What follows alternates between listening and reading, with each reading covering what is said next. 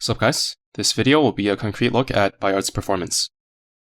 I focused my universal PR blueprints on completing her as I believe that she will be much more relevant than Dyson and especially Halford. Bayard is a very straightforward statistic light cruiser with a rare combination of both a strong loadout and very powerful, consistent barrages, as most ships either have one or the other. Comparing her with Mains, who was once upon a time the benchmark for statistic light cruisers, you can see that her offensive stats completely eclipse those of Mains's, and on the defensive end, her skills also put her ahead of Mains. When she was still level 120, I did a comparison between her and Kuibyshev in Chapter 13, who has similar DPS in campaign to Mains, and Bayard was dealing more than 50% more damage than Kuibyshev. Yesterday on stream, I compared her damage output in Chapter 13 alongside Plymouth, and to my surprise, she was trading blows with Plymouth. I will link the VOD with a timestamp of when I began testing the two if you're interested. Looking at the results, Bayard was about equal on battleship nodes while just being slightly ahead on carrier ones. This is partly due to the fact that I had to use plus 10 Plymouth guns on both of them, but Plymouth scales better with a plus 13 gun.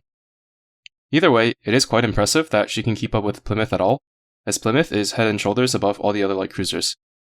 Her survivability is also ahead of Plymouth as well. One important thing to keep in mind though is that her DPS does not translate well to boss fights due to her wide barrages. In campaign stages where most damage that flies out will happen to hit something, when there is only one enemy on the screen, her wide barrages will not be able to keep up with Plymouth's homing barrage, so she is more or less a campaign-only ship, but a damn good one at that.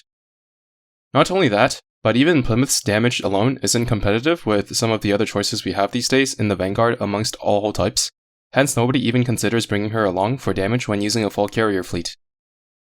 I also did a comparison between her and Harbin, for which the footage will be linked in the description as well.